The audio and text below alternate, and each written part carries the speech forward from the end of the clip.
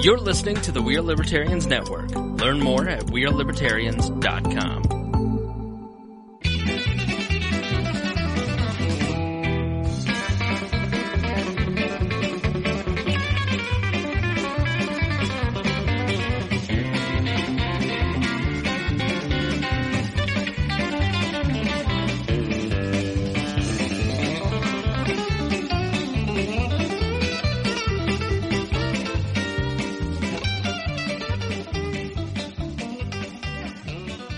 Welcome to the Boss Hog Liberty Podcast on the We Are Libertarians Network. This is episode number 75 of East Central Indiana's favorite podcast. I'm Jeremiah Morrill, and I'm joined by our co-host, Dakota Davis.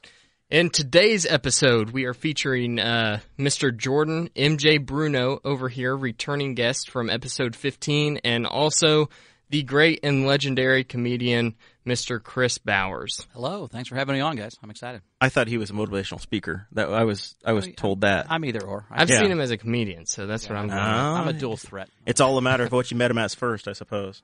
Yep. Today, we will be talking about the hard work that stand-up comedians have to put into their jobs and everything that they do, the Purdue student controversy again, and then we will be recapping MJ's time living in a van down by the river. Yeehaw.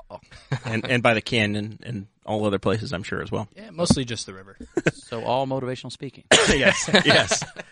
This show is about our lives in rural Indiana. As always, we promise our episodes are going to be a fun and an easy listen.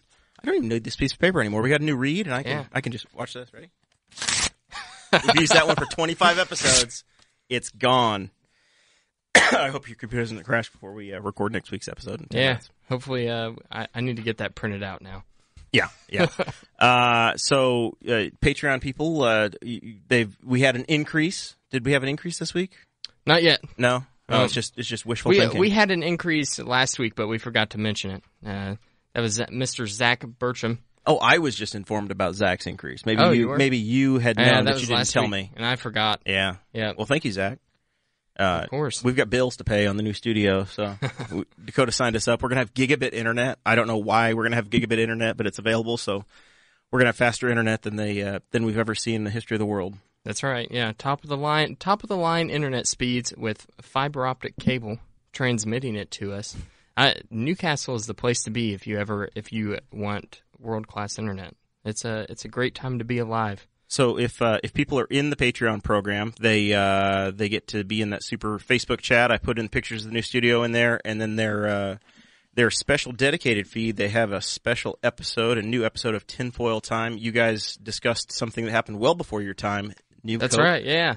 The Tinfoil Time episode dropped last night. It was about a New Coke and the conspiracy surrounding it. New Coke was a product that replaced classic Coca-Cola in 1985, and there are message boards on the internet dedicated to how this was a cover-up so that the Coca-Cola company could change the recipe of Coca-Cola forever, and it's a big deal. I thought the cover-up was that they made you miss the other Coke so that it built your brand that was love. The move, that's how they beat the Pepsi challenge. Yeah, there's a few of them.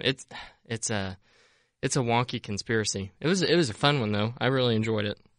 MJ, do you want professionally? Do you go as Bruno, MJ, or Jordan? Whatever you want, man. Whatever you're feeling. We'll just go MJ. All right. I think this is what we've been working with. Yeah. Well, Sarah, when she was returning the keg from the wedding, she said, "This is for MJ." And I'm like, who the hell's MJ? And then heard of him. They were like, "This is for Jordan." Nobody had any idea. So at work, you're a different name. Yep.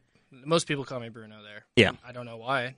No one knew me as Bruno when I moved to Indianapolis, so I don't know how it happened there. It's kind of like, I like Bruno. You got like 9 aliases. Yeah. All right, go Bruno then. All right. Yeah. I don't know what I can do. He's going to call you Bruno. I'll call you MJ, and we'll cut your pay in half. That means Chris has to call him Jordan. Yeah. We're calling him Bowers, aren't we? Yeah, I'm Bowers, but I'll call him MJ Jordan. Yeah. Okay. All right. 23. Can I call you 23? Absolutely. There we go. You're from Chicagoland, aren't you? Griffith, Indiana. Yeah, Northwest Indiana. Yeah, Chicago. Yeah, the region. Region rat. Yeah. Absolutely. So right, correct time zone up there. It's nice. Yeah, we're visiting that time zone this weekend. Sarah and I are heading down to Tennessee for another family wedding, so it's got that going for us, I guess. Yeah. So New Coke. Are you even aware of the New Coke controversy? I've heard of it. Not familiar at all, though. The only thing I got out of it was I learned that I really, really wanted to try this new Coke recipe. Oh, it's crazy. It tasted like Pepsi. Did it taste just like Pepsi? They were losing to Pepsi. So then the they just Pepsi stole their challenge, stuff. and so they just made a Coke that tasted like Pepsi. And whether they did it as a genius move or it was the dumbest move in history, who knows? But yeah, then people that liked Coke hated it so much that it was, I think, 57 days or 72 days, something like that, and they brought back. Yeah, I just watched a show on this. There's a cool show in the 80s about the 80s on National Geographic right now. That's got some. It makes some cool connections you don't really like. Why CNN survived? How did CNN survive? John Lennon getting assassinated. Really? Yeah, because the first 7 months no one watched and it was a joke and they were running out of money, and then John Lennon got assassinated, and then people 24 realized hours a day watching having it. 24-hour news coverage was important. So without John Lennon getting killed, we would not have Donald Trump. Well, a sacrifice. I made the last leap. But a sacrifice had to be made. Fake news. For me, CNN. I was born in '83. I was born the year that Derek Daly accidentally became a racist. Yes, exactly. And I don't remember CNN existing because I was 8 at the time, probably, or 7. It was first Persian Gulf War, and watching the green screen bombs being dropped, and Blitzer and all that. Yeah, us winning a war, or winning a day going long, up, the day long, Storm and Norman thing. Dakota has no idea. That was 4 years before Dakota's birth. So I was a senior in high school. I remember. Yeah. So we're as we get into introducing Mr. Bowers here, Dakota in the show notes has where you might know him from, and I met Bowers. I didn't meet him. I was a kid in an audience, and I spent the last week and a half trying to rack my brain, trying to figure out where I had seen him, and we figured out. We think it was 1998, downtown Indianapolis at a 4-H leadership camp. I would have been probably a sophomore in high school. Sure. And you were doing a motivational speech at the time. You were a pro motivational speaker. Yeah, I've been doing that since 1996.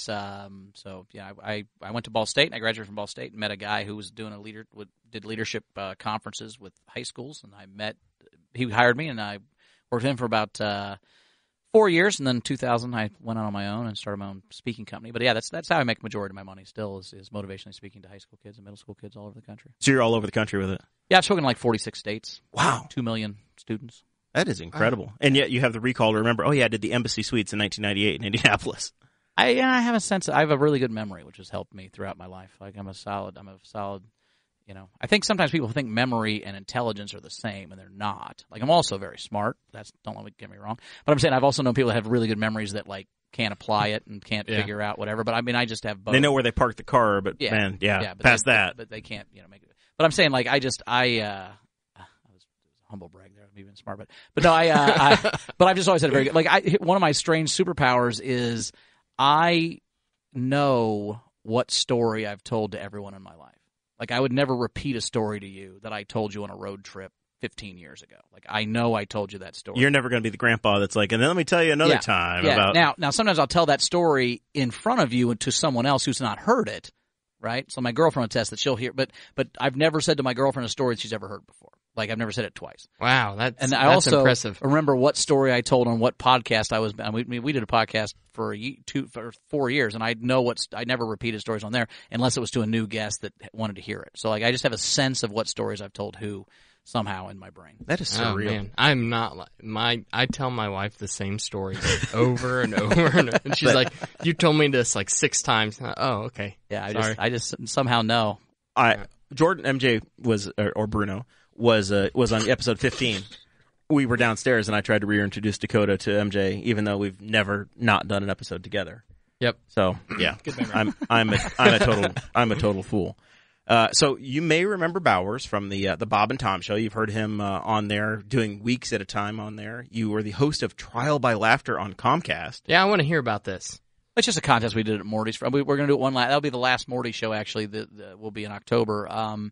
At Trial by Laughter, but it's just it's I think 36 to 44 comics from around the country come and compete. It's filmed for Comcast, which is their on-demand thing in Indiana. But I mean, they get a good tape out of it. It's a 5-camera shoot, and if you win, you get $1,000 and a 45-minute comedy special 5-camera shoot, which is good for up and coming comics. So it's basically people that are about to headline or at the top level of features. You know, I mean, there's some people that come that are terrible, but I mean, for the most part, the people that advance to the second round are all working people that tour around and travel. I mean, there's a lot of people from New York and LA, but it's a fun contest. And I just was I basically go, hey, here's your next comedian, and then are you guys ready for it? I mean, I just do the TV stuff. We do the fake breaks and get everybody pumped up. Get them ready to go. Get them fired up. So you were one of the owners of Morty's Comedy Joint in Indianapolis. Yep. 8 years. 8 years. So you guys were up on the north side, a couple different locations. Yep. Most recently, you were at the Don Pablo's. No, Don Pablo. Was it Don Pablo's? Yeah, it was Don Pablo's. Yeah. And it was the host site of the Monday Night We Are Libertarians podcast down there. Did that a few times. That was where I met my bride the very first time. She visited Morty's, nice. And that was the first place we were together. We didn't really talk then. We had another date later on, but. Yeah, it's a special place for us. And then we did the wall live down there, and Dakota and I got a bunch of pictures taken. So, about 60 pounds ago, there's pictures of me in front of the red wall. Nice. So there's a very special place for us. It's the wrecking ball hit it today for the first time. Oh, it's going down. The north wall is gone, and they're tearing it down. So Sarah was at the District Tap up there on 82nd Street last, and I said, "Is Morty still there?" Said, oh yeah, it's still there. Well, no, I guess not. Yeah, it was because I mean they closed this May 1st, and I asked them to let us go through the end of May. It would help us move and whatever. And we had a couple big things lined up, and they're like, "Nope, it has to be May 1st," and then they didn't do anything till literally.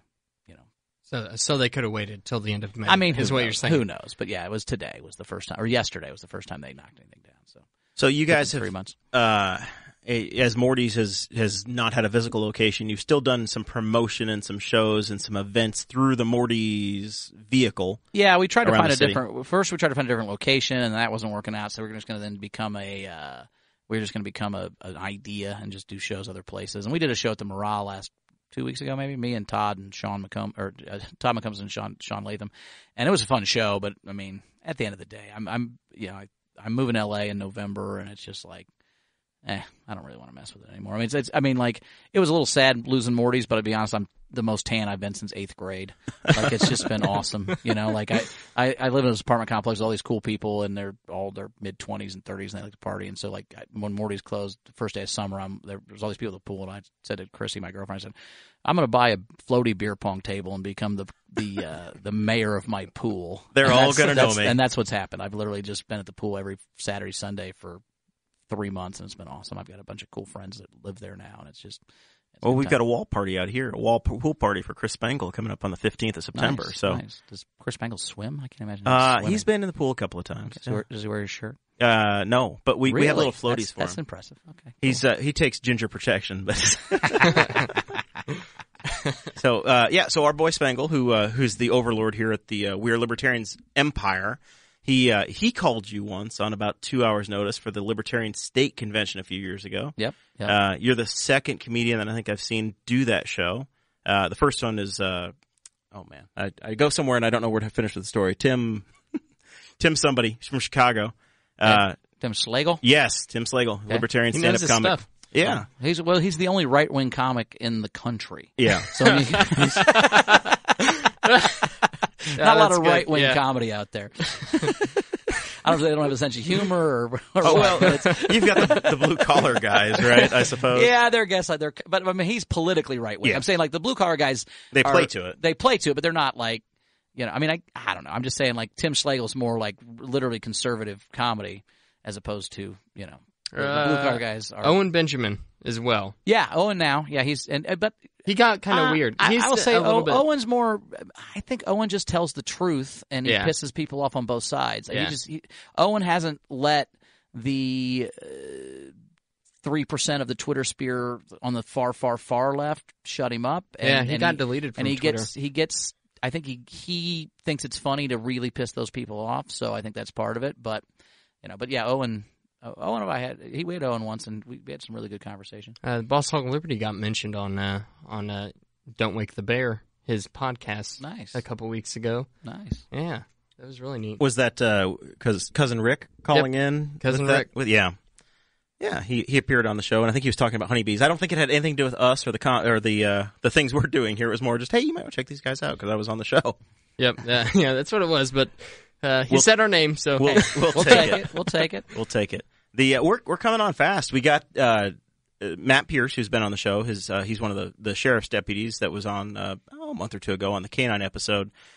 He stopped by my house the other night and brought a Will Power IndyCar driver, the Indy 500 winner, his Mid-Ohio visor, and dropped it off at the house, and it says to BHOL, signed Will Power, number 12. Nice. So we've got some merchandise for the new studio, Dakota. That's right. Sounds cool. Big time.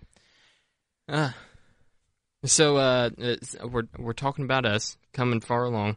You have also come far along, but I saw on your website, I looked up Chris Bauer's comedy, said he used to be a motivational speaker. Yep. So tell me a little bit about that. Well, I just did. I mean, people ask, why are you a motivational speaker? Well, I sucked at sports. So, like, while you guys were playing basketball or football, I was at student council conference with your girlfriend, and hey, that was me too, man. Yeah, I was in band. Yeah, there you go. So I was just one of those student council kids, and it just one thing led to another, and then I started speaking, and I always wanted to be a comic. I mean, since I was 12 years old, honestly. I mean, George Carlin. I mean, I just wanted to be a comic. I should know he did that. I mean, how do you do that? You know what I mean? So speaking seemed to be kind of like a middle ground to that. I can go into high schools and middle schools. And, I mean, and if you saw, I mean, it was funny. I mean, absolutely. Kids laughed, and you've got to hold a 16-year-old's attention at any level. You have to be charismatic. Well, I've always said that, like, middle school kids and drunken adults are pretty similar, right? I mean, like, it's not it's, as far as crowd control goes, you know what I mean? Like, try to make 1,000 middle school kids listen to you, try to make 50 drunk people listen to you. It's the same kind of skill set, you know? And so I developed a bunch of stories and jokes I couldn't tell to kids. And so when I got divorced the second time, it'll be 10 years ago in November, I got divorced 10 years ago in July, but I mean, I started comedy 10 years ago in November, and I was like, yeah, I've always wanted to do this, and now I'm single, and because I traveled so much with speaking when I was married that it was like, if I went and did open mics, then it's going to even strain my marriage more or whatever. So it was like, once that wasn't an issue, I just started doing open mics, and I actually found Morty's. I didn't own Morty's then. I was an open micer, and it was a whole different scene than I'd seen in comedy, because I'd been to some open mics before in my life and just wasn't a big fan. And then once Morty's came along, I was like, oh, this is great. And so it just was one thing. I mean, I tell people all the time, if you want to do comedy, you got to be on stage 100 times before you'll even know if you're any good at it. And that was coming from, I'd already spoken to 1 million people and for years and whatever, but it's just such a different animal than that. And so the first time I went on stage as a comic, I was like, it's going to take 100 times before I'm going to feel as comfortable on a comedy stage as I do a motivational stage. And I think I did it in 4 months. Like I just did 100 reps in 4 months. Yeah, I did 4 or 5 weeks, 4 or 5 shows a week. I'm sorry, and I would drive to Chicago and do open mics. I'd drive to Bloomington. I just went everywhere, and just comedy everywhere, and I love it. It was just a lot of fun. It's just a cool. I mean, the cool thing about comedy is, like, you know, you guys do this podcast, and that's great, but like, the feedback's, I mean, and that's actually what Facebook stream, like, it's cool because it's right away, but like, the comedy is such instant feedback. I write a joke in the morning, and then I go to an open mic and I do it, and I know right away, was that funny or was that not funny? You know, and that's kind of what's cool about comedy, as opposed to like writing movies or books or anything else, where you got to wait 6 months, years, or a year, or, you know, a movie takes 8 years for anybody. That joke was funny that I wrote 8 years ago when I wrote this screenplay, and then spent 6 years trying to get it produced, and then 2 years making it, and then a year edit. You know, it's just a whole different animal. So yeah, it was and I haven't really looked back. And then 2 years into that, Morty's closed, and I didn't want it to go away. And so me and my buddy Tony Deerdorf, who's still one of my best friends, he was a restaurant manager guy. He used to work at Jillian's downtown. He was at AGM for Jillian's downtown when it was there. And I said, he was out of a job at that moment. And I said, well, do you want to buy a comedy club? And he was like, sure. So we just did. Better than doing nothing. Yeah. I mean, so. And Morty's, I mean, we got it. It cost less than my car. I mean, we got the whole thing for like $27,000. Holy crap! Yeah. And I was like, let's give this a shot. And then there you go. You know, one thing led to another. Yeah, that was one of the big things that I wanted to talk about, was the amount of just the constant grind of comedians. Because Audrey and I, my wife and I, we went up to Chicago August 18th. We went and saw Dan Cummins. Yep. And we listened to his podcast. We're religious about it. And absolutely love him. So we got there really early for his last show on Saturday night, which was the last night. So it was his fourth show of the fourth night of him being there. So it was, he had done a lot of shows, and so we lined up outside the door, and the bouncer comes out and says, everybody needs to back up, and we're in the front of the line, and all of a sudden he comes walking out the front of Zany's Comedy Club in Chicago, and sets up a table, start with a suitcase, starts whipping out CDs. He's doing his own merch sales. Yeah, and he's out there selling stuff. And I was like, holy crap. Like, the amount of work that this man puts in, traveling across the country, producing a podcast or 2 podcasts a week, and doing all this. Like, That's it's all insane. We're down with that struggle. Yeah. Well, and what's cool about comedy as opposed to like music, let's say, is that like, you know, you're going to meet Dan Cummins. Like, you go to a Dan Cummins show, he's outside afterwards saying hi, and I mean, you go see a cover band, and they hang in the back till everyone's gone. You know what I mean? Like, you're not going to meet the bass player from a cover band. And that's why one of the reasons why we loved Morty so much was that we would go, you know, hang out with Bert Kreischer after, or you know, we'd go see you do a show or Todd McComas do a show, and then you knew if you went to the second show, you'd go upstairs and we're going to have drinks. Yeah, and that's part of it is you know, and so I mean, comedy again, the part of comedy that's hard, the travel. I like the travel. The travel sometimes gets hard, and especially Dan Cummins specifically has kids, so I'm sure that's harder for him. You know, but some people are better at writing. I mean, you know, people always say is comedy hard. I'm like, well, nothing's hard if you're good at it. Right. You know, I mean, things are hard if you suck at it. I mean, the people I've always said, you know, people say relationships are hard. No, not good ones. Good relationships are easy. Bad relationships are real hard, right? So if you're in a real hard relationship, probably not a good one. You know, like cut you bait, have to let's work go. a lot. You know what I mean? Like if this was work if every day you like have to have a drink to come home to work on your relationship, it's not the right relationship. Just stop. Just stay at the bar and tell her you're done. I'm just saying, like, you know, but same thing. Like if you're good, I'll pick up my stuff on Wednesday. Yeah, okay? if you're good at comedy, it's not the comedy part's not hard. I mean, and most comics will tell you. I mean, you know, Gary Goldman, who's one of my favorite comics of all time, will say the only time he feels okay about anything is when he's on stage. You know, I mean, he the rest of his life he just dreads at times, and he has depression and stuff. And I love the guy, but I mean, he has some struggles. But when he's on stage, he feels okay, you know, and that's most comics. I mean, being on stage is unbelievable. I mean, it's when it's going well. I mean, there's times where you're like, oh, really? Am I only at 28 minutes? Jesus Christ, I hate these people. But for the most part, especially once you're at Dan's level where you've got fans coming to see you that are time suckers and they love you and they're going to yell out, you know, the catchphrases and what, like, you know that, okay, you know, that that's great. You know, it's the getting booked part that's hard. You know, right. it's the countless emails. It's cool. Yeah. how many podcasts did you do while no one listened? You know what I mean? Like, Dan worked for 15, 17 years before he got to be right. Yeah. I mean, he had shows on Playboy TV. I mean, he did he had 4 or 5 albums. I mean, he's been coming to Indianapolis for 15 years at least, you know? Yeah. And his podcast was kind of his last ditch effort. Like, well, his podcast was because he wanted to live at home and not have to live in right. LA. And so he moved to Coeur d'Alene, Idaho, and he did this podcast, and it took off. Now, but it only took off because he had this platform of 10,000 people or however many it was that had been following him. Now, that's still not a million. He didn't have millions of fans when he started his podcast. Right. He had maybe 10,000 or maybe 20 that had loved him throughout his career because he's a super funny stand-up, right? I mean, it's unbelievable. He's fantastic. And then he starts this new thing, and it's a new kind of podcast. There's nothing he did. Like, everyone has the podcast. I mean, there's a joke about, like, every comic in the country has a podcast. You know what I mean? And, like, you know, and I mean, and cool, this is cool, but the fact that there's a podcast in a bedroom of Newcastle, Indiana is insane, right? It's great, and I'm glad you guys have listeners, but I'm saying, like, but then we don't just have listeners. We are amazed at the listeners. Well, there you go. So, and that's, you know, and you guys have hit, I mean, because your niche of libertarians, whatever, that's also different people that aren't service as much, you know, but like Dan's explaining weird stuff and explaining things that you thought you knew about, but maybe you don't. He does it in a funny way. And he has that, I mean, I think what hooked me to Dan's podcast, and I listen to it too, is when he tricks me. Yeah. Like, he makes up a bunch of crazy shit, and then he tricks you, and you're like, oh, yeah. Marilyn Monroe's twin brother wasn't killed by a dog. I'm an idiot, right? Yeah. But he does it subtly enough, because I love doing that too. One of my favorite things with comedy is I love telling you a story and then getting it more and more outrageous until you're finally like, oh wait, this is a lie, isn't it? That's my favorite kind of comedy, is taking you down that road where you believe me for the first 4 or 5 huge lies. You're like, really? Then that happened? No way. And then by the end, you're like, okay, fine, that can't be true. I love that part of comedy. So yeah, but I mean, so it's like, for me, the hard work of comedy is just, do you send out emails?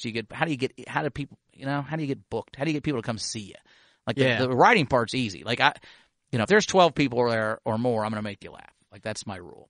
And you've got, as you're coming along, you go from the open mic stage to then you're asked to open for a club, right? You're the first act. Normally, the way a comedy, if people that are listening aren't familiar with the structure, there's normally three. There's like there's three comics there. One's usually a local guy. Yeah, that depends on where you're at. Like in New York and LA, it's all called showcase style. So everybody gets 20 minutes, and that's it, right? You either make the show or you don't. And Joe Rogan will follow Bert Kreischer, who will follow Bill Burr, who will follow some guy you never heard of. I mean, it's just all whoever's schedule works out, so they can make 2 or 3 spots that night. In New York, they're making 8 spots. You know what I mean? Okay. And then like at the Comedy Store even is different than, say, the Laugh Factory. The Laugh Factory has a show with 5 comics, each do 20 minutes. The Comedy Store starts at 7, and they just run shows till the bar closes, and every 20 minutes there's a new comic. That's why it's just an amazing thing, right? Yeah, that would be incredible. Now you're standard Midwest people, we don't have enough comics to do that. So there's I mean, good ones anyway. There's plenty of comics but like you can only hear Nate Gropp so many times. Yeah, exactly, right? So we love Nate, but yeah, but so there's an opener that does 15 minutes, and then the middle does 30, and then there's a headliner do 45 minutes to an hour. And sometimes there's a guest spot, if there's a pretty girl in the audience and there's a professional comic, he's like, oh, I'm going to do a spot. Right? But, Howard's like, I've got a joke I got to test tonight. Did you see that girl? I'm up. Here we go. But anyway, and yeah, so the local guy is usually the first person. And they're not as, I ended up hosting most of the shows by the end of Morty's just because I just liked doing it and I could always write new material. The problem is, with young people, young guys don't have a lot of material. So you'll hear the same 10 minutes. If you've seen them 3 times, you've seen all 10 minutes 3 times, you know what I mean? So it's where I've written, I've got hours and hours of content. The MC at Zany's, whenever we went and saw Dan, and she was absolutely hilarious. I can't remember her name, but I had good belly laughs. Zany's is a thing, too, that's different in that Zany's, the host gets paid more than the middle. The host does 35 or 40 minutes in Chicago, and then they bring up a middle who does 10 or 15, and then the headliner. Yep. So, like, the host is actually – and they have what's called a house MC. So she'll be the MC for a month. Oh, okay. And so it's every show for a month, and they rotate those people in because their theory is people come to comedy maybe once a month. They're not going to come twice a month, so you won't see the same person. But yeah, so then because and I actually like that idea, and that's kind of why I started being the house MC is like let's start the show as strong as we can. This idea. Let's put the worst person up for 15 minutes. Now part of the problem with MC is, and this is what people don't understand either, is that half the room. Okay, you're setting up a joke. Half the room is ordering their drinks. Okay. So they don't hear the setup. The other half hears the setup, but then by the time you get to the punchline, they're ordering their drinks. So the first people that are done ordering their drinks don't know what the joke's about, so they don't laugh. And then the people that heard the setup don't hear the punchline, so they don't laugh. So it's a really hard spot. I mean, I do very well most times, and there's times where just even me as an MC, it's just a tough. I mean, jokes that murder from the middle spot or the beginning of a headlining set. And now headliners have to deal with the checks at the end where people are doing math and they can't listen. But there's jokes that murder in the middle of the beginning of a headliner set that, don't work in an MC set because they're too complicated or too many people have to be paying attention for it to work. Yeah, too many people aren't paying attention. Yeah. It's not their fault. I mean, and that's what's funny is as a club owner, I don't want anybody to yell. No, I want them to order their drinks. Don't yell at them. I'd make some noise. I want the waitress to explain the specials. That's the way this works, So, that's a big part of the house. Yeah. Yeah. I mean, that's why it's a two drink minimum. And not that we ever made any money, but yeah, that's keeps the doors open. Yeah. I mean, for a while anyway. Yeah. So do most comedians start out as the MCs like around here? Yeah, I mean everywhere. I mean in LA, anywhere you go, you're going to start out as an MC. I mean you got to because that's a skill you have to learn how to do because it's the most ubiquitous skill. I mean it's a hard skill to learn. And there are people who can't MC, they just don't have the energy for it. And sometimes they just have to work harder and eventually they'll become a feature from the jump, but yeah, you got MC for a while before you're going to get and that's the thing with comedy too, and especially now. Like right now there's a boom in comedy, but it's not a boom of people watching comedy, it's a boom of people doing comedy. Right, so there's like 8 billion comics if you look back to 82 or 83 or 87 or whatever, there are probably 250 comics in the whole country. That's why when the boom happened, all these guys made all this money because they were in demand and there was no supply. Now, so they all became famous. Yeah. I mean, like you look at a guy like Mark Maron, and I think Mark Maron's podcast is great, and I think Mark Maron's even stand up now is good, but he'll tell you he walked the room every time. but he kept getting hired back. How is that possible? If somebody walks 2 people at Morty's, I have to think about whether I want to bring him back now because I have so many options. But there weren't any options back then. I was like, I guess it's Marin week. Just make sure everybody gets paid up front because they're going to leave. Like, how'd you have a career if every time you went on stage you walked half the room? Bill Hicks used to walk the whole room every time, or every other time, but he still got booked. It's like, okay, that's great. I mean, and now he has this Alex Jones character he plays. Yeah, exactly, right? No. I wouldn't disbelieve that. There's a new YouTube video that came out this week just trying to prove that Alex Jones is actually Bill Hicks. That's amazing. And if you listen to Alex Jones went on the Joe Rogan Experience, and Joe Rogan was trying to talk to him about it, and it got him so fired up. And Rogan had him smoking weed and drinking whiskey, and it's probably the funniest podcast I've ever listened to. I've often thought about doing a podcast that was just a weekly recap of the Joe Rogan podcast, like The Soup. Yeah, just a summary show. Where I just had clips and I explained what was going on. So you'd have to listen to all 9 hours of it all week. You could just listen to my 30-minute Joe Rogan podcast recap and you're totally in the know. And you're going to be at the top of the search. Be like, the Joe Rogan clip notes. Well, the Joe Rogan experience is what I was going to call it. There's so many YouTube videos that are like Joe Rogan clips. Joe Rogan on this, and it's just different channels. MJ, I think you just spit in my beer. I'm triggered. I tried to, but I'm not sure if I got there all the way. Might hit the Rubik's Cube. So I didn't realize Joe Rogan's show was as long as it is. For the longest time, I would see all those clips, and I'm like, all right, 10 minutes, 20 minutes. And I went and found a real episode years ago. I'm like, 6 hours? Right. Like, it's a marathon. It's 3 hours per show, generally. Yeah, it's insane. Yeah, but they're pretty good episodes. Yeah. Oh, and the Alex Jones episode, of course, was number 911. Yeah. Of course. Yeah. Had to be that. See, depending upon your age and what you grew up on and what you know, Joe Rogan to me was the guy from News Radio. I'm sure for you as well. Yeah. I've tried to expose Dakota to News Radio and the magic of that cast, and he has no idea. It's not streamable either. But he has no idea who Phil Hartman is. Some of these comics and these people that were just a big deal in the 90s. Yep. Nothing. Well, you ever watch The Simpsons? Because that's where my Phil Hartman's my favorite. The Simpsons. I'm Troy McClure. Yeah. You might remember me. Yeah. Troy McClure was the lawyer. Sergeant Bilko, and then the SNL stuff. One of my favorite moments, I had a New Year's party in 1999 at the Marat, and it was a great time. And we had I got a shuttle bus that went from Broad Ripple to the Marat and back, so nobody had to drive. It was $25 all you could drink for New Year's Eve. Like, I just got this deal because my buddy was the bar manager or whatever. That is a hell of a deal. So, I would do that now. Yeah, so 200 people, 250 people, 300 people went to this party. And we had a DJ, and it was awesome. What was crazy is Mellencamp played a show for 200 people max upstairs in the Egyptian room. It was like $1,000 a ticket, but they didn't have security. So we just walked up and watched Mellencamp come in. It was amazing. But anyway, the next week I got a call, and this was, pre-cell phone, pre all that. I just got a call from a girl, and she said, "Hey, I was at your party, and I met this really awesome dude. And he gave me his number, but I think I must have wrote it down wrong or whatever. But can you help me find him? I think you probably have his information since you planned the party." I said, "Yeah, what's his name?" She said, "Troy McClure." I said, "Oh no, oh honey, that's a Simpsons character. He gave you the wrong name." Oh no, oh God.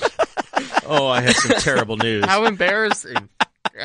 Yeah, so I had to tell this poor girl that Troy McClure was not going to, in fact, call her back. I did monorail. I did not have his contact information. I'm sorry, darling. Oh no, calling beyond the grave. Oh man, I think it was 20 years ago. Like this week, I think I just saw a headline that he was his wife killed him while he was sleeping. So yeah, that was a bad relationship. Yeah. You were talking about him earlier. I wonder if he had to work at that. He probably did. Not working anymore. She was a little bananas. I know Joe Rogan from Fear Factor.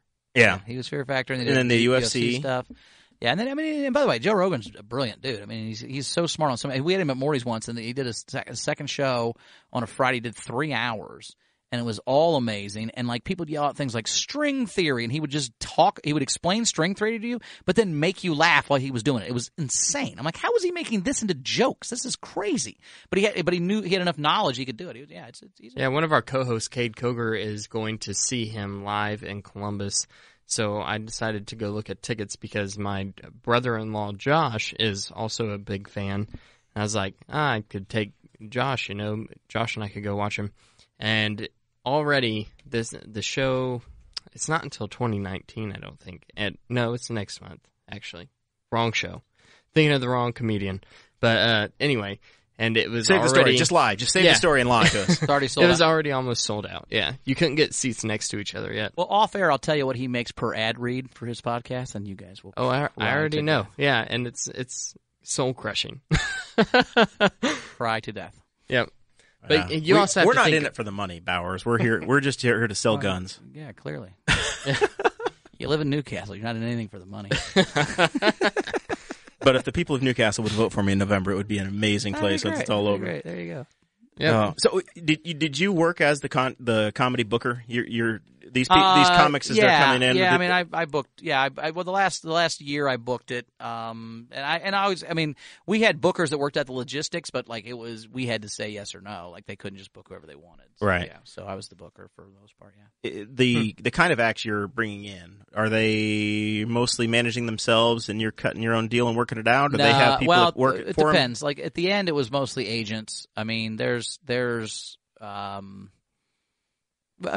half and half. I would say 50-50, you know. I mean, there were guys that I knew, and there were also guys that we'd feature them coming up, and then once they started headlining, you still have the relationship. Still work with us because they knew me or I'm their friend, you know what I mean? So there was even guys that like had agents, you know, like they're like, okay, we need the extra. I'm like, you know, I'll just text Jake Johansson and tell him what time I'm picking him up at the airport. Like I don't need to know what hotel it is and what the license plate number of the car is, you know, because man, like the problem with agents is that everyone wants to justify their job. Yep. So like it was funny, like when we had Rogan that time, and again, Rogan called me up his agent called me up, like, hey, he's doing UFC in Indy, he wants to do a show, can he do just a Friday night, just 2 shows? We're like, yes, of course. He's like, all right, it's X number percentage of the door and whatever. Like, okay, cool. And so, you know, but in his rider of his contract, he wanted a bottle of Grey Goose and 6 sugar-free Red Bulls and 6 regular Red Bulls and 8 Dasani waters and this and that, blah, blah, blah, blah, and all the deli tray of turkey. It was all this crazy stuff. And so, like, we set it all up, and he gets there, and he's like, what is all this? And I'm like, I don't know. It's in your contract. And he's like, show me that. And I showed him. He's like, I've literally never asked for any of these things. Like, I don't need any of this. But everybody's trying to justify their job. Everybody's trying to make sure they're important. So, like, you know, there's some assistant to an assistant calling me every day for ticket counts, right? Like, yeah, I'm so-and-so's assistant. I need to know the ticket counts for Gary Goldman in January. That's 7 months away. We haven't sold any. No, none. It's not even on the website yet. Stop it. You can buy them all if you'd like to. Yeah, I mean, like, it's not. But then every Monday, every Friday, but they have to justify their job, and that person has to justify their job, and they're like, oh, what are the ticket? Like, so there's all this pressure on them, and I get it. I mean, they got to earn their percentage or whatever. But like, that's where, yeah, there's a time where I don't want to work with your agent. I just want to talk to you. Usually, it's the agents or whoever that is calling the comedy club to try to get booked. Well, actually, that's not. What's funny is it just depends. Like there's comics that are emailing me individually and just trying to get booked, right? Then there are people who I know. I mean, that's what's crazy about comedy. It's just a numbers game. By the time I was 6 years into Morty, 4 years into Morty's, I had 85 headliners I wanted to work every year. I had 110. You had your rotation. Yeah, I mean, I got to fire someone who I'm friends with, who I think is great, to add anybody, right? So then you better sell a whole bunch of tickets. I mean, our rule is sell tickets, be funny, and be a good guy. You got to be 2, right? So if you sold a bunch of tickets and you were funny and you were a jerk, well, okay, I can put up with that, right? If you are a super nice guy and you sell a bunch of tickets but you're not that funny, I can put up with that too, right? Yeah, but you don't want the other one. But if you're a good guy but nobody sits there and watches it. Well, but if you're super funny and you're a good guy and you don't sell tickets, that's still okay too, because I don't have. There aren't 52 dudes that'll come to 52 comics that'll come to Morty's that'll sell tickets.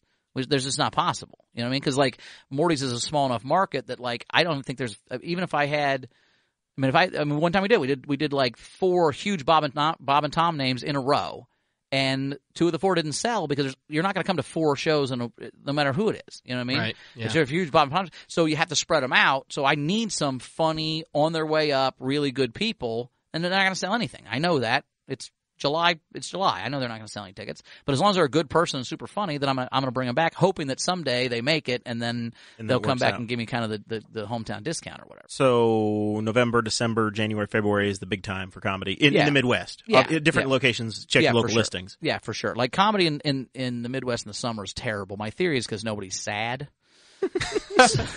It's because we can go to the pool. So, like, in February, you need comedy, right? You're like, I gotta laugh, man, before I murder somebody, right? Yep. Where, like, so it's, but in part, but again, you're at the pool, you're at the lake. It doesn't get dark till 10:30. So you're mowing your yard at 9:45 when the show starts. I mean, it's like, it's a tough road to hoe. And so there's going to be spots where I'm like, this guy's I just need a cheap guy who's super funny and a good guy. I mean, I'm not going to, what you can't be is not sell tickets and be a jerk, or sell tickets and not be funny. You got to be able, I'll put up with you, if you're super funny and you sell tickets, or if you're a super nice guy So pivoting. Just don't be a jerk and don't sell tickets. Is what you're saying. You can't. Well, that's pretty much life. You can't produce and be a jerk. You can't not produce. You can't not produce and not be a jerk. If you produce, you can be a jerk. And that's changing, and actually for the good. I mean, I think it's one of the things our society is in a kind of a weird spot. But I actually do like the fact that you can't be a monster anymore, no matter how good you are at something. Right? Like, no, you're not allowed to rape everybody. I don't care how good movies you make. It's like, that's probably a good way to go, right? That's probably a bad thing to have happen for some of these guys have to take years. 6 or 7 months off. I guess Louis C.K.'s back in some way, and Aziz Ansari's is back, and the Me Too thing was right around Christmas time. I guess when we were bored and inside and had to tweet a lot. But the difference between Louis C.K. and a lot of those guys is that whenever Louis got ousted, he was like, yeah, I did it, and it was probably pretty inappropriate. Yeah, and one of the thing I don't want to get too much into this just because whatever, but I think that, like, here's what I hope that comes out of this is the idea of growth, right? Like, when you point out something to somebody, here's my test for racism, right? Here's how you know if you're a racist or not. If someone tells you said something racist and you apologize, you're not a racist. If someone tells you said something racist and you argue with them, you're a racist. Stop it. It's that simple, right? Like, you can't be like, I've been saying Orient. I don't care what you've been saying. Because I don't want to be racist because I'm not. So if somebody's like, hey, that thing you said, I'd be like, oh my gosh, I'm so sorry. Which is what Derek Daly did. Which is exactly what Derek Daly did. And that's my point. So that's what's about context. What I'm saying is, like, that's all it comes down to is, are you trying to be better, right? Like, if a woman said to me, hey, you made me feel this way when you said that, I would not be like, well, you shouldn't have. I've been like, oh my gosh, I'm so sorry. I'll never do that again. Like, and that's how we learn and grow. And the one thing I think we need to concentrate on is that what happened. I mean, Louis did this 10 years ago. He realized he was a dirtbag. Whatever. And then he came clean and said, hey, I messed up. Yeah. Now, I don't know how long you stay in the penalty box. I mean, I'm not saying 10 months is enough. I don't know. That wasn't me, right? And his victims and whatever, and he'll admit he has victims, which, again, what it comes down to is, do you care if you have victims? Yep. If you do, then let's work on this. You say, if you don't care if you have victims, and so that's what I'm saying is we need to. But what I'm saying is if you found out something like Charlie Rose when he got fired was still walking around naked in his office like the day he got fired, right? Like Matt Lauer didn't take the button out of his desk. He still had the shut the door and lock the door button when he got fired. That guy hasn't changed or evolved at all, right? So as this thing happens and you look at it and you go, oh, here are things I did that were inappropriate or bad or wrong. Not that because no one's been perfect. No one's pitched a perfect game their whole life. That's not happening, right? But good for MJ. Yeah, sure. But I mean, it's just you and your wife in a van. What are you going to do? There's not even girls. But that's a really big button. But I'm saying is like, so that's what I'm looking for in this world is growth. I mean, did you? Because the world has evolved. In the '80s, we had different thoughts. I mean, I have a bit about '80s movies. Taught us terrible lessons. Well, if you Revenge of the Nerds, if you go to a costume party and pretend to be a girl's boyfriend, have sex with her, she'll fall in love with you and marry you and stay with you for 5 sequels. No, you can't do that. You're on the register. What are you talking about, right? But that didn't occur to us. We weren't like, whoa, that's really creepy. We were like, man, he got some. Because we didn't know any better because we were dumb, right? And so as you learn and that's the thing with I just wish the problem I have with our entire political climate right now is that no one will learn anything. We all are right where we started, and if anybody disagrees with us, I mean, that when people talk about what's the difference between talking to adults and talking to kids is when I talk to kids, I can change their minds. When I talk to a group of adults, even as a motivational speaker, if I say things they already agree with, oh my God, you're a genius. You're the smartest guy I ever talked to. If I say anything they don't agree with, you are an idiot. I can't believe you. Like I saw an article on Facebook the other day about the way we should merge on the highway. Okay, so you know how like we get on the line, it's going down to one lane, and some people go to the left and just go all the way to the front of the line, right? And we're all trained, well, that's a jerk, and we hate that guy, and No, that's what you're supposed to do. The zipper merge is what's ideal. Zipper merge. They've done all these studies. All these engineers, like traffic engineers, have spent years. And this article had all these cited studies and all this stuff, and said, in states where they've made that, like they do TV commercials to show people about the zipper merge, right? And it cuts congestion down by 40%. Okay? That's what this article's about. So I'm reading the article. I'm like, oh, that's interesting to know. I kind of heard about that, but this scientifically backs up everything I'm talking about. Every single Facebook comment. This article's BS, man. You're an idiot. Oh my God. More wrecks are caused by... No, God, did you not read any of this? What is wrong with you? Why can no one learn anymore? I'm trying to learn. Like, I'm not the... I have... The Facebook comment section and the YouTube comment section are both very, very toxic places to be. Brutal. But I think brutal. Honestly, I think it's everywhere. Like, so I worked at the Laugh Factory in Hollywood for 26 days. Okay. And the owner and I didn't get along, and he's just a micromanager guy, and he's just his way or the highway and whatever. Okay. So one day I'm walking home, and I don't know how many people you've met that are super successful that are like that, but most of the people I know that are like super billionaires are all like that. They're all like micromanaging, my way. There's nobody's like, what do you guys think? That's not how they think. Right. And I'm like, what is about that personality that makes you successful? And then as I was walking home one day, I'm like, you know what? I think I'm right all the time, and I've never been successful ever, right? If you put $1 million in my bank account, I would be a monster right now, like because we already think we're genius. Like the dumbest idiot on either side of the political spectrum, right? That has a poor idiot, nothing. He's never accomplished anything, and whether it's right or left, he still thinks he's right all the time. Right. With no sense of right?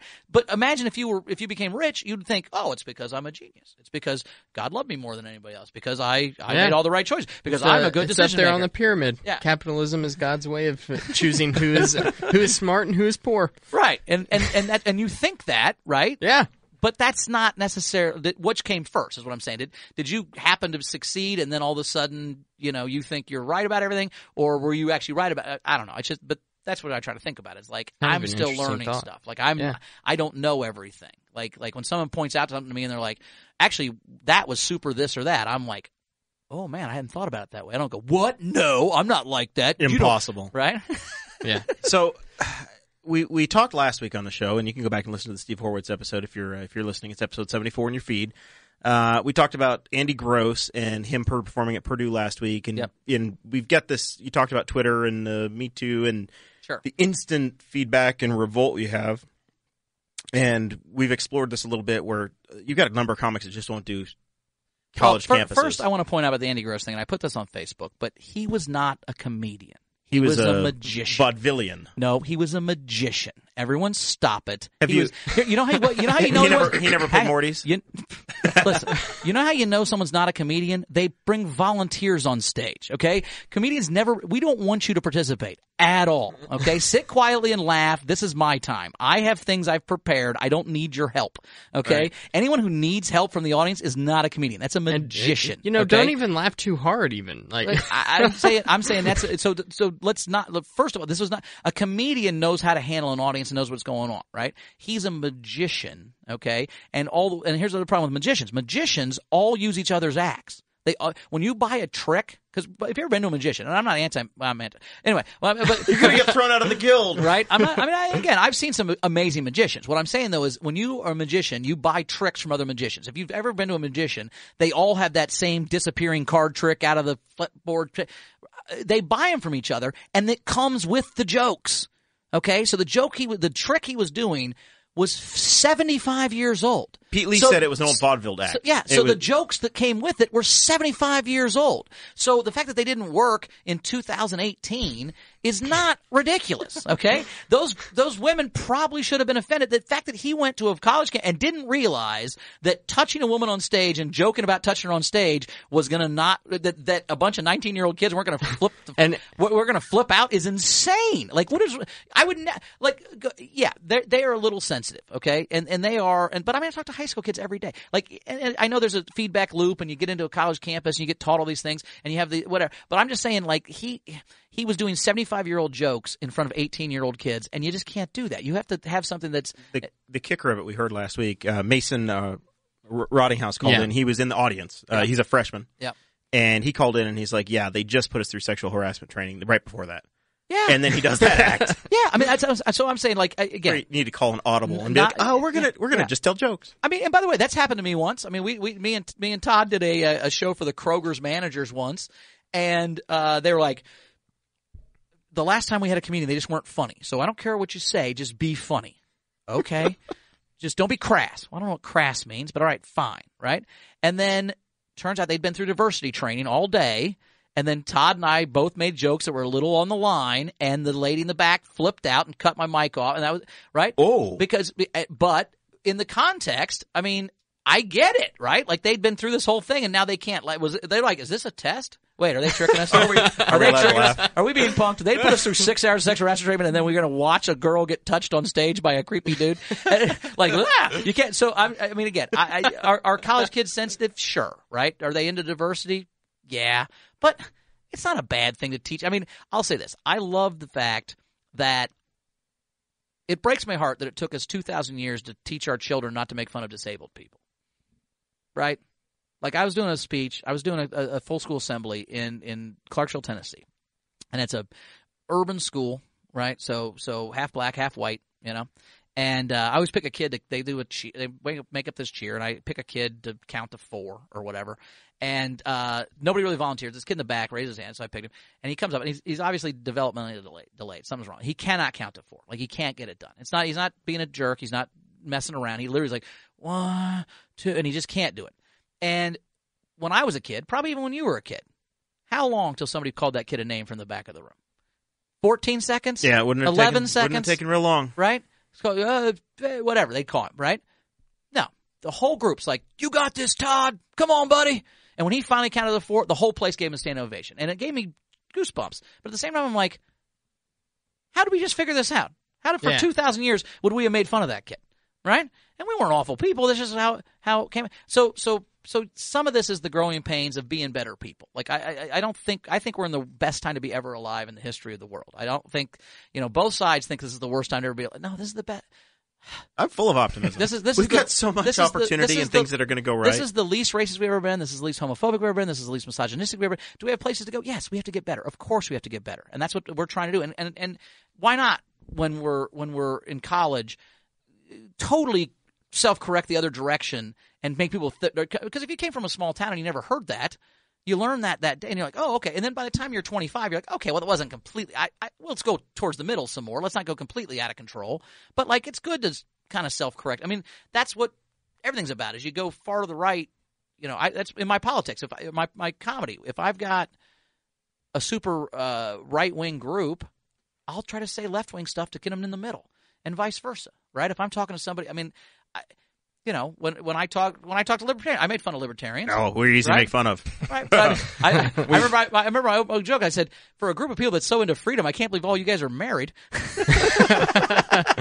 Which got a good laugh. But I'm saying I like to poke fun and to make you think. My goal is to make you think and not change your mind, but maybe like let's all go towards the middle a little more. Yeah, and one thing about what I noticed between the 2 times I've seen you live is you're never overly doom and gloom or whatever. There's so many negative comedians. I have an iPhone. Why would I be upset? Because you're out of data. Yeah, right, but I'm not. I'm grandfathered in the Sprint Unlimited. I have all the data I want. Literally. Does that work in Newcastle? Did you check? Were you okay? Yeah, I did. Do we have bars here? It got me here. Yeah. Right. It shut off and said I had no service twice, and I had to reset my GPS. But yeah, listen to Jeremiah talking to you about Sprint. He's got brisket wireless. I got Cricket. Brisket? Yeah, we call it brisket. Oh, it's a long-running Boss Hog Liberty joke. Gotcha. We had Tanner Purdue was on early episodes, and he was a rep down there, but he was afraid to say the name of the place, so he just called it Brisket Wireless. That's funny. It's the Equate version of Cricket. Well, I've always said is on Sprint phone, your phone has airplane mode. But on Cricket, it has bus mode. It's actually decent. It's been fine. I was a Verizon snob for years. Except snob. Every 2 weeks, he can't send or receive messages for like a day. It may be my cheap phone. Yeah, I'm much better on Messenger than I am on MMS. Sometimes the MMS doesn't work, but, the internet works. So anyways, yeah, I'm not doom and gloom. And I'm also not one side there. Like I tell people when I'm like, I'm going to do political jokes, but look. If I make you mad on one side or the other, I'll be back for you. Because I make fun of the right, and then I make fun of the left, I make fun of the right. Because I'm in the middle. I don't think I just don't. I'm just not. I don't think It's a this pretty is the good worst place thing to ever. be. That's what we say we are as libertarians. We want to, we I mean, want economic freedom, but then we want to, we're okay with gay marriage stuff. Yeah, I mean, I actually like libertarian. The only thing that scares me about libertarianism, I can't imagine putting people in charge of the government that don't believe in government. Right? I've always said that's like putting that'd be like putting a vegan in charge of the Outback Steakhouse. They're going to mess up the steaks on purpose, right? Like that's the only. Like I get. We just need a couple libertarians on there to hold them honest. I don't think we want total control yet, right? And by the way, and that's what I'm saying. Like I like the people that keep people honest. I mean, I like next week's guest is Darren Jacobs. He's one of my best friends, and he's an absolute socialist. Yeah. But he's okay in government, in moderation. Absolute social. We call him the Boss Hog of Liberty token socialist. It's another long running joke. Funny. Yeah. That's the one. Owen Benjamin. I did turn Owen Benjamin around on one thing. We had a conversation. He's like, I never thought about it that way. And this is where I'm a big government guy, because in my experience, the smaller the government, the stupider the rules. Right? Like if 15 people need to agree on something, you can hijack that and have. I mean, the biggest scourge to democracy in this country is the neighborhood association. Oh yeah, right. They tell you what color to paint your house. That's not democracy at all. But if we had to make 200 or 350 million people decide on what color to paint your house, we'd never figure it out. The one good thing about big government is you can't pass dumb rules. I mean, I lived in Willowbrook, Illinois, which is a little tiny suburb of Chicago, and there was a law that my cat had to be on a leash. There's a cat leash law. My cat was outside. They brought him home and said, if we catch him again, we're going to destroy him. Yeah, I had to keep him inside for 6 months. There was a cat law. Oh my God, destroy him? Yeah, they were going to kill it because he was outside. Listen, we're progressive and all, but we'll kill your cat. But I'm saying that's what happens when you have a small group of people that get upset about something. Well, that's why we don't have direct democracy, right? That's why we live in a republic. Sure. So that mob rule can't control your life because but the loudest people get angry. The smaller the group. And by the way, part of the problem with Twitter being the rule of the land is a small group of people can really influence everything. They can get, Yeah. Just takes a few loud keyboard warriors. Yeah. MJ, you've traveled the world since we talked to you late last summer on the podcast. A little bit. You went to some places? Yeah. Did you discover some weird laws, things you weren't allowed to do, can't park here? Cities you can't park anywhere. That's for sure. I hate big cities. No. Not a good place to travel. But no, honestly, thinking about people in the middle, you hear Iowa, Idaho, random, Nebraska, all these places in the middle of the country, everybody's super just hillbilly racist. And like, oh man, everybody's pretty much the same most places, in my experience, which is nice. You're like, all right, everybody's pretty cool. You didn't run into any of the David Dukes of the world while you're out there? No. Just mostly a lot of really cool, nice people. Some weirdos, but nice, Definitely. I mean, that's coming from somebody. Of the trip. I was going to say, that's weirdos is. So how many states did you actually go through? 30. All of them except for North Dakota and Minnesota west of here. And then that's more than 30 something. Yeah, I don't know. A lot. A ton. And some Canada too. You guys went to Canada, yeah. That's awesome. It was on fire when we were there, unfortunately. But I have a black and white. Don't smoke and throw your stuff out the door. Right, and that won't happen, Smokey. What are you going to do with all the roaches, you think? Run out of room in the van. Just kidding. I have a picture of Yellowstone National Park in the kitchen, you walked right up to it, and you were like, "Oh yeah, it's even more beautiful in person." Yeah, it's crazy. Honestly, like when you're there, it just looks fake. And so my girlfriend, she'd been to most of these places, and I had never left Indiana, basically, and so it's really cool, man. You see all these pictures and books growing up, and then you see them in person. You're like, that doesn't even look real. It's crazy. But yeah, that waterfall at Yellowstone was beautiful. Yeah, so you were first on episode 15, like we said earlier, and you told us all that you were going to move into your Chevy Astro with your girlfriend. You let us see. Is she still the girlfriend? She's not the fiance? Not yeah, the wife? no, I mean, no. We're still together, surprisingly. I think some of my friends had bets on this. That's just not going to. How long did you travel? 6 months. 3 months on, 3 months off, 3 months back on. We were able to get our jobs back, which is pretty nice of them. My girlfriend was working remotely, which was pretty cool for her. But yeah, no, not married, not broken up, just back to the routine. You showed us the inside of the van and the sleeping arrangements and everything. Did it get tiresome at times? Just like, why should we stay in this van and not just go find the nearest Motel 6? It's a lot cheaper. So we in 6 months we paid for a place to sleep like 5 times, I think. Okay. Other than So that, you it had was, 5 showers over 6 months. right. Well, yeah, 5 real showers. Yeah. Turn the old garden sprayer into a shower. That was Didn't you guys nice. have a Planet Fitness membership? The first 3 months we had no gym membership. Second 3 months we did. Okay. Which was nice. We did YMCA because there's a lot more Ys than Planet Fitness. Yeah, that makes sense. A little more expensive, more accessible. Plus the song. So. Yeah, What? exactly. There's no Yeah. Planet Fitness song, so You're going to the Planet Fitness. You're it's harder you guys to spell with your arms. PLAN. Yeah. It's we have a plan. And you guys are roamtohome.com, so Yep. you've vlogged it and blogged it. Yeah. Millions of people following you over there. Millions. I'm sure you're able to. So it get turns some, out some sweet it's money hard out to of that. believe we were the only people under the age of 30 who have recently decided to travel and live in a van. No one's ever tried it before, so it really blew people away. It was crazy. I bet it was. Yeah. Practicing homelessness. Yeah. It was nice. Yeah, it was really cool, man. I would do it again. It was way easier adjusting to being homeless and living in a van than it was to move back into a house and go to work every day.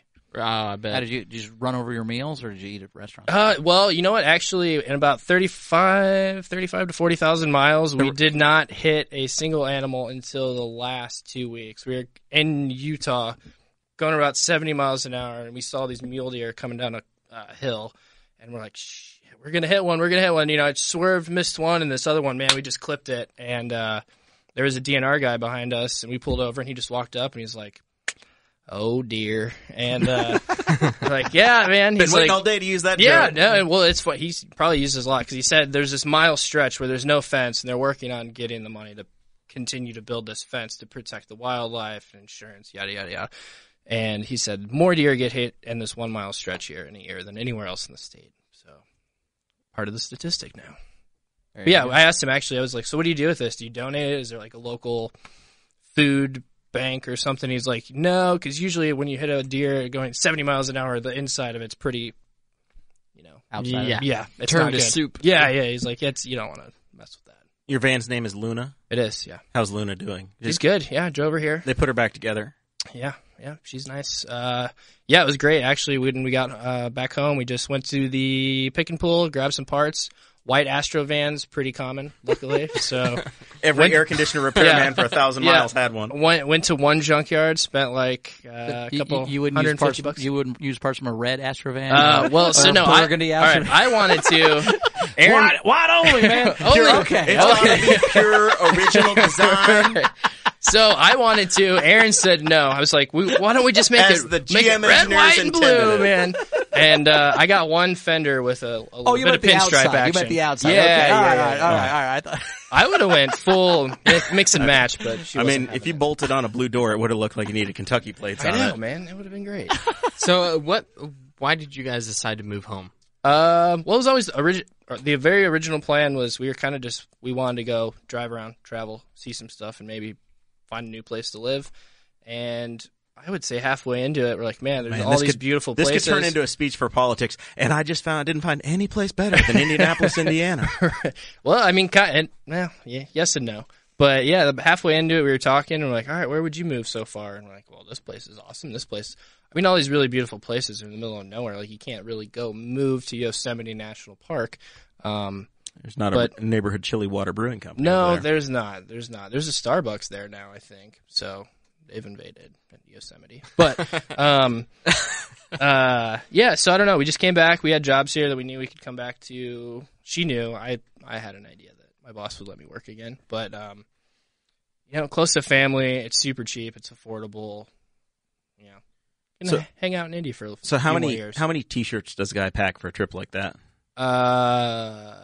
You're a T-shirt guy. That's what you wear. That's I pretty much. I think I brought about a plastic tote about that big had all of my clothes in it. We're a podcast. That was about 30 inches by 22 inches. Yeah, one of those plastic totes. A 22-foot U-Haul. Yeah, Got a huge trailer. A 22-foot U-Haul. Just really yeah, good to see. 6 T-shirts, maybe. 6 T-shirts. Yeah, 6 T-shirts.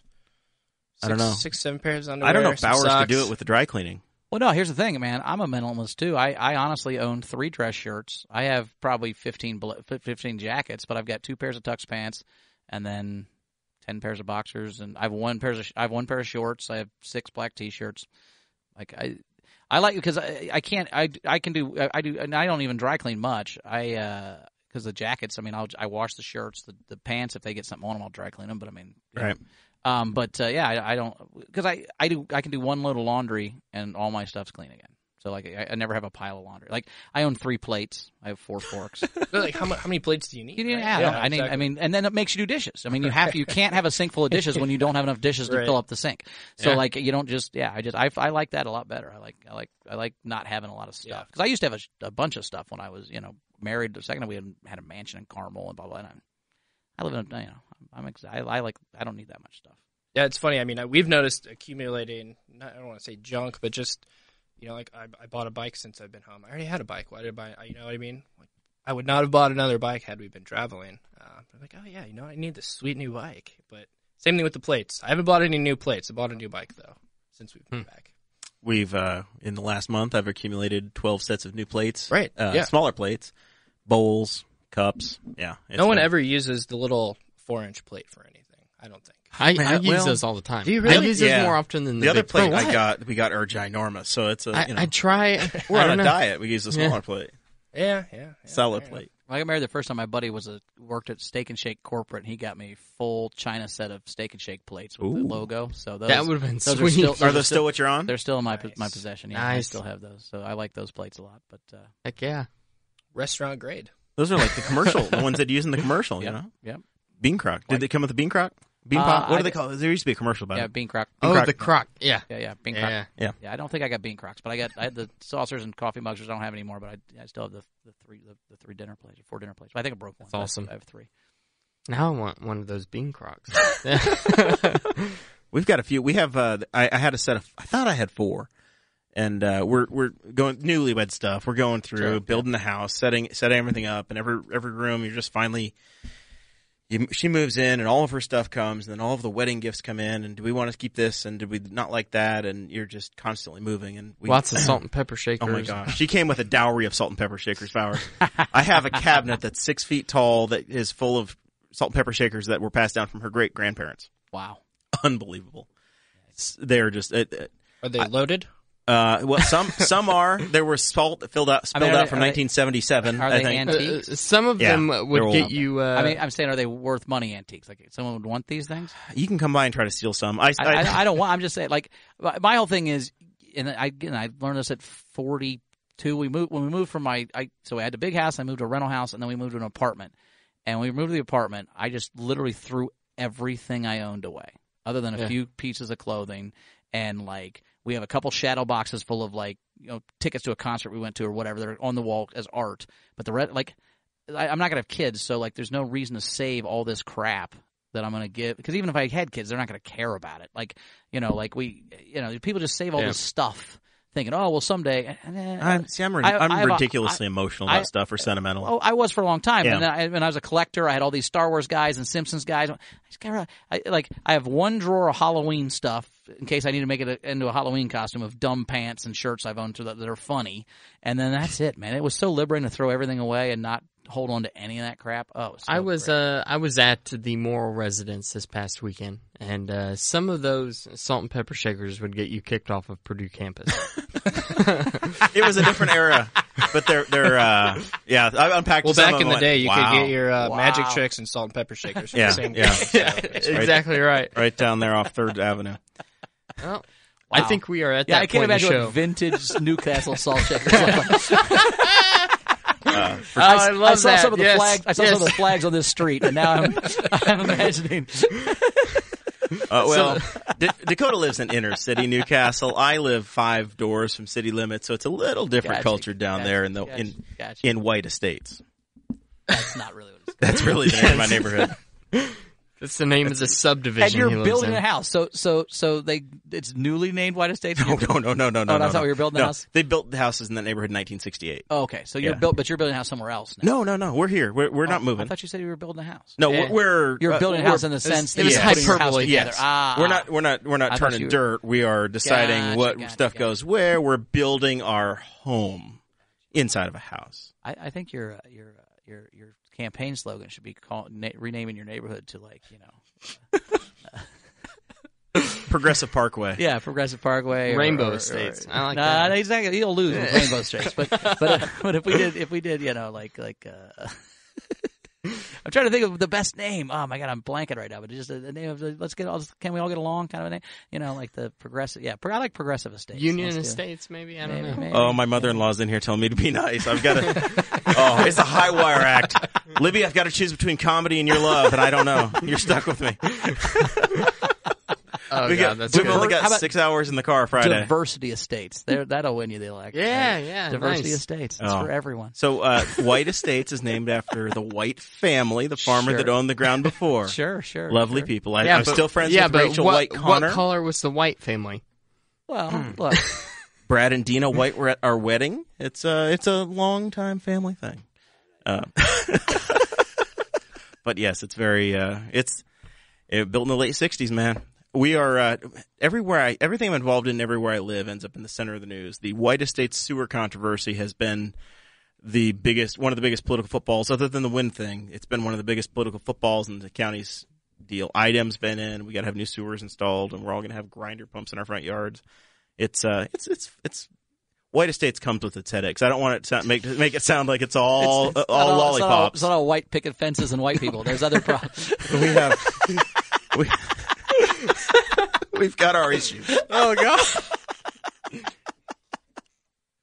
Sometimes I just wish I could get in the Chevy Tahoe and drive away from it all and live in a van down by the river. You only need 8 T-shirts, man. 8 T-shirts. 8 T-shirts, 3 plates, a couple forks. What else you need? Sarah saw my closet and went, "Oh my, who does this belong to?" I have an entire chest of drawers full of there's an underwear drawer, and then a short white sock drawer, and a long white sock drawer, and then a black sock drawer. Yeah, just do more laundry. You don't need all that crap. Well, I've got a laundry person now. I'm well taken care of. Wow. Okay, that'll get you thrown off produce campus for sure. So I have a laundry person. Oh, God. Coming from the man that lives in White Estates, yeah.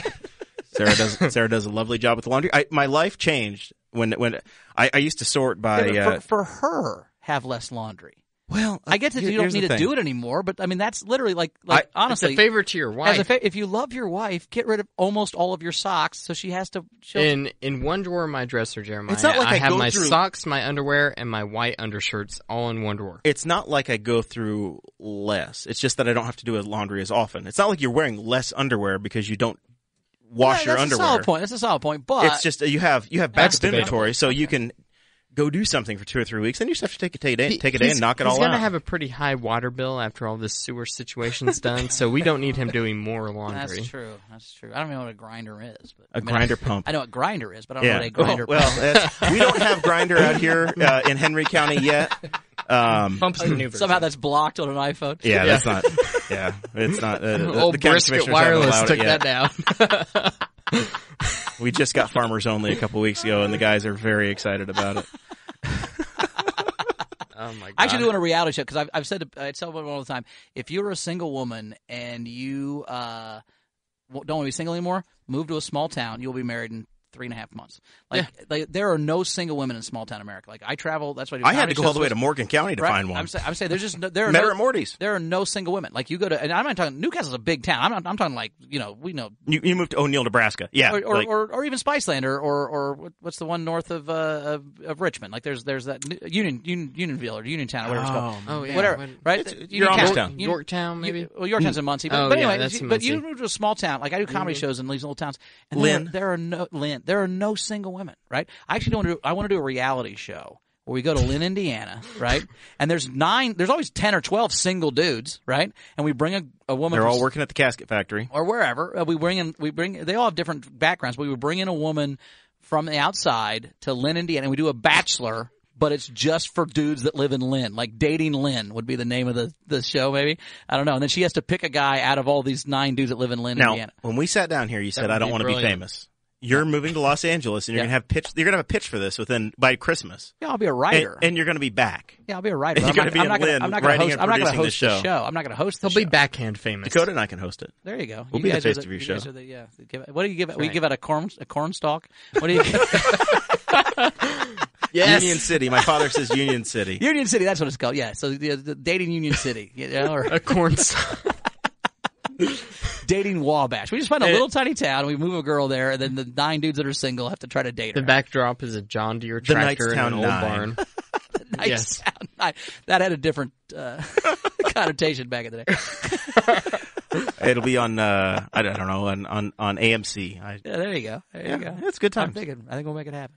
Boy, we have so many opportunities. Well, man, this has been fun. I've enjoyed it. I have a good time. Thanks for slumming out with us in Henry County. This is the most fun I've ever had in a bedroom in Newcastle. And you grew up out here. I didn't realize that you went to Chirp Chirp U, and you're from Richmond. So this is you had to drive through here. Oh, I've been to Newcastle many times. Yeah. I've just never been in a bedroom. I wasn't Never invited. I've been to a Burger King. I've been to the Steak and Shake a few times. I stop at the truck stop over here actually every time I drive through. You do the Indian food? That truck stop, or you do one of the others? The big, what's the big one? The Flying J and a Mr. Fuel. The Flying J's. Come on, man, you gotta go to Taste of India. They got good chicken fingers there at that one. There you go. Man, they do have good chicken fingers. So you got stuff to plug. You got more shows coming up before you jet off to be the Californian. Well, I'm doing the Corner Wine Bar tomorrow night in Broad Ripple, and then I don't know what else I've got. I got a brewery show in September, I think. I don't have a lot scheduled, but. Just Morty'sComedy.com, or no, not Morty. At Bowers Comedy on Snapchat. I'm very funny on Snapchat. We'll be the judge of that. No, I'm very funny on Snapchat. I just get progressively drunk and hilarious.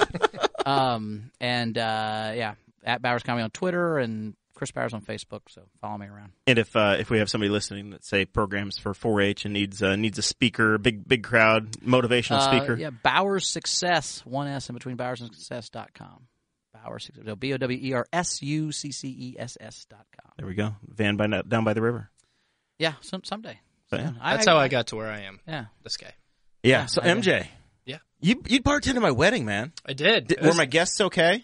It was awesome. I mean, it was the best wedding I've ever bartended. Or is it the only one? It was the only one. But no, seriously. I mean, that's the bar has been set high. Everybody had fun. You know, we've all been to boring weddings. Right? Yeah, I went to like 6 of them before my own this year. Then you're just. I definitely threw the best party. You know, it was great. It was phenomenal. Everybody got hammed, which was awesome. Didn't have to kick anybody out. That's always a plus because that's kind of awkward at a wedding. Everybody knows you. But yeah. Brought the groom. That's always a bad sign. Oh no, I've been kicked out of places by my family before. Jared, you're done. It's over. Go home now. Yeah. Yep. You guys drank like 3 kegs. Yeah.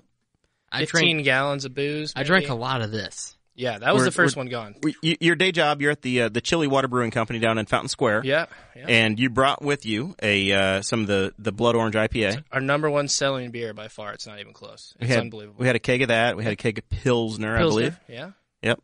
Yeah, the Blood Orange and Pilsner, I think, kicked before the Miller Lite did. Which is, I mean, not a lot of people, their first choice isn't going to be a Blood Orange IPA, so that was awesome. Well, we know a good thing out there. Yeah, it was good. And plus, Dakota was on it early, so that did it. That's true. Yeah, it was awesome. I showed up a little early, and a few of the guys were like, "Hey, if you don't mind, I know how this thing works. I'll just sneak back here." I'm like, "Knock yourself out, man." Go for it. About 20 minutes before the wedding, I think Danny or Dakota came up and was like, "Yeah, they're serving drinks, and everybody has a drink." And I said, "That's fine. I don't care. Whatever." I'm not worried I about didn't it. start drinking until... No, it wasn't you. It was all of the guests were out in the audience drinking. Yeah, Josie came up and she brought me a Blood Orange, though. And I appreciate that, Josie. Well, yeah, I was getting worried. I'm like, Danny told me to be here at this time, and everybody's already like 3 drinks in. The wedding hasn't even started. Was I late? I don't know. That was fine though. No, it was all good. Awesome. So, you guys have the roamtohome.com. Anything else to promote? Yeah, no, man. We're just occasionally taking some trips here and there. You know, I'm getting ready to head out, do some international traveling this week up to Canada. So catch some fish. Nothing too exciting. What are we catching? We catching pike? We catching walleye, pike. Hope to catch more walleye in a week than I've ever caught in my life. So we'll see. The cheeks. You got to eat the cheeks. Oh yeah. The oysters, the scallops of freshwater. The freshwater scallop. Yeah. You know about this? What's that? You eat the cheek of a walleye. Did not know that. Yeah. It's it's a little, if you get a 18, 19-inch walleye, you've got the cheeks got real good meat, easy to eat, and then you got the side fillets as well. I'm not a fish guy. Yeah. Only fish I eat Long John Silver's, and I'm not sure that's fish. You have a weird diet. I do have a very weird diet. Yeah, I'm a meatitarian. I don't eat fruits. I haven't had a fruit or vegetable since 1996. So. Yep. And do you still eat like bread and carbohydrates? Well, right now I'm on my crazy diet phase, so I eat once a day, keto, no carbs, 600 less calories. And so since you're not eating vegetables and things, you're basically carnivore. It's just hot dogs and pepperoni, essentially. Yeah. Occasionally I'll go to Fogo de Chao and eat a bunch of steak. How's the indigestion? No any problems at all. Nothing. You're built for it. You've done this for 20 well, years. Again, so. that's one of my stand-up jokes, but it's the idea that, like, when I say I don't have any fruit or vegetable in 20 years, people are like, you're going to die before me. I'm like, unless there's an apocalypse. You whole food, gluten-free chumps, but die diarrhea in the first 3 weeks of the apocalypse. I've been eating SpaghettiOs at room temperature my whole life. I'm ready for this. Let's do it. There's Jordan Peterson. He was, we went and saw him speak, and he's doing a carnivore diet. So it's nothing except for red meat, essentially. Yep. And he was, someone submitted a question at the end, and they said, do you think that the carnivore diet is sustainable? And being a 55-year-old man or whatever, he goes, no, I suspect that sometime in the next 40 to 50 years I will be dead. Yeah, no, that's my. But I also don't want to be 80. I mean, like, literally, I don't do anything for health reasons. I'm trying to get skinny before I move to LA just to be skinny. But I don't care. You don't want to be the fattest guy in Los Angeles. Yeah, right. Like, I don't. Yeah. I mean, and just whatever. I mean, also too because it's hot out there all the time. So like here I can half the year I'm in the coat and it doesn't matter that I'm fat. But there I'll be. Yeah. Topping it up. Yeah. So but anyway, I don't want to be 80. I mean, I'm like, go to a Golden Corral for 2 hours and tell me you want to be 80, dude. It's dumb. 65 tops. That's what I'm going out at. You don't want any of that Social Security. Screw that. I'm not going to, I don't need any of that. Don't need that. My entire retirement plan is apocalypse based. If there's still banks and I'm 65, I'm in big trouble. So I'm not planning for, but imagine this. Imagine how much different you would live your life if you knew you weren't going to live past 70. If 70 was the cap, you could retire at 55. You wouldn't be worried about being 90. You could plan your money better. We'll take good care of you, man. No, I'm not. We'll be all right. 65, I'm out. August 2nd, 2038. I'm just banking on You're not 65 in 2038. Yeah, I am. Really? I turned 45 this year. God. Yeah. Right. Look, You're holding up okay. He said he was a senior in high school in 1992. My dad graduated in 1992. So yeah, 91. I graduated in 91. So yeah. You had a kid. It could have been this guy. I'm 45. Yeah. That'd been sad. But yeah. I'm kidding. I'd take it. You'd be sad for you because you'd be bigger and not good at sports. I'm still not good at sports. Yeah. Oh, well, there you go. There's a reason we're podcasters. Yeah. So you have been in a bedroom in Newcastle. Boom. My dad actually had a really great burn at the track this year at Carb Day. My friend Kathleen always thinks that I look like her brother. And so she's like, I said to my dad was there, and I go, Dad, look, this girl thinks that I look like her brother. And she pulls out a picture of him, and she goes, look, and he goes, yeah. What's your mom's name? Man, that's a sweet dad burn. I can't believe you just crushed her like that. It was awesome. Yeah, that's great. Yeah. Bowers met Dawn in about 1995. Yeah, March, April, somewhere in there. There you go. Yeah. April. Yeah. Dakota, what do you got, man? Final thoughts. You're ready to jet off here before too long? Jet off? Oh, yeah. Well, we're not going to say anything about that. Next week we have coming on the show is the token socialist, Darren Jacobs. He's making his triumphant return. You came on new again this episode, and you were first on episode 15. Darren was first on episode 14. So we kind of swamped you guys. It's like Freebird month here. We're just playing the hits, spinning the hits on the Boss Hog. Yeah, that's right. Yeah, I'm excited for Darren to come on. He's bringing ghost peppers. We're gonna try to eat those. Yeah, I was a little bummed about that. I thought I was gonna just get scorched here. A million Scoville heat units. Dakota has designed the show notes for us where we're eating ghost peppers mid-show. We're not even doing it at the end of the show next week. Yeah. We're going to do it in the middle, and then we're supposed to do That's my whole something plan. about Senate. We're going to talk about the U.S. Senate race. The most that like a really, really important topic that we're talking about is the United States Senate race and the comedy. Indiana Chamber of Commerce. And I have it set up to where we eat the ghost peppers right beforehand. Yeah, it's going to be fantastic. That's kind of how our whole political thing is right now. Is we're all eating ghost peppers the whole time we're talking about it. So. We're just choking and suffocating. Take while your medicine. Barely You'll vote talking. one of these. Yeah. It's going to be I hope you're going to have some milk in hilarious. the house, man. It's going to be brutal. Well, see, I hate milk, so I don't know. I have some almond and milk. And it will be what we are milk. You have almond milk. Yeah, I just cannot stand the taste. I've got to bring some milk. That's going to be rough. All right. Well, then that'll be the final episode in the studio. That's right. After the ghost peppers, we're going to burn the place to the ground. Or ever. Ever. Yeah. It may end us. It may be your swan song. It may be the end. We won't send the Patreon money back. We're just going to see how long y'all keep sending it in before you're like, I haven't heard a new episode in a long time. A couple announcements for us. Juice in the Morning. We started a feud with Juice in the Morning last week. They are a Indianapolis-based podcast, and it turned into an invitation. Apparently, instead of picking fights, I just make friends because that's me. So we're going to be on with Justin Kelly September the 9th, opening day of NFL football. Dakota and I are going to drive to Indianapolis and do Juice in the Morning and see what happens. Justin's been a good dude to us. We noticed that we were beating them in the Facebook like contest and the interaction with the fans. Thank you very much. Called it out publicly that we were kicking their ass by a few hundred people. We are still losing to the Newcastle turkey that we created, but whatever. It's okay. A dead chicken or turkey can dominate us on Facebook for a little while. We're coming for it. Corpse of Eric. We'll take you out. Final thing for me, I am on the ballot here in a couple of months, so you can find my political page, Jeremiah Moral Candidate, on Facebook. Doing a little fundraising, getting ready to order some T-shirts for people working the polls the last 2 weeks of September and in October and the first weekend in November. Those weekends we're going to be going door to door, chasing votes, trying to win a race for county council in Henry County. That takes money, so this is my unapologetic plea to say, hey. Jump on there and do a little donation, $10, $20, $30. If I can get another $300-$400 this week, we're done fundraising. We're going to have enough for the billboards, T-shirts, yard signs, and handouts, and then we just get to run our plan. So need a little bit of help on that, and I'm good to go. Anything else, Dakota? Are you good? I'm good, man. Yeah, totally vote for you.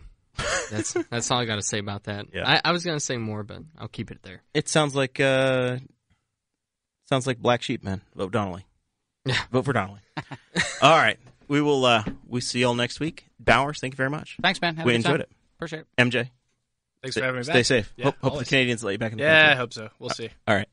Thank you for listening to the Boss Hog of Liberty, which is part of the We Are Libertarians Network. I am Chris Spangle, and I am the founder of this network, and I invite you to listen to all of our shows, which you can find at WeAreLibertarians.com or by searching for these in your podcatcher. The flagship show is the We Are Libertarians podcast, where we apply libertarian principles to current events. The Brian Nichols Show is a conversation amongst Republicans, Democrats, Libertarians, Independents, as they talk about what is happening in the news. And we have many other podcasts like The Chris Spangle Show, Upward, The Cost, Raw Audio Politics, Miranda's World, and Tad Talk, which is quite a ride. So check all of these out. Go to WeAreLibertarians.com and you can check out all of our great podcasts. Thanks for listening. Thank you for listening to the We Are Libertarians Network. Get our other shows at WeAreLibertarians.com.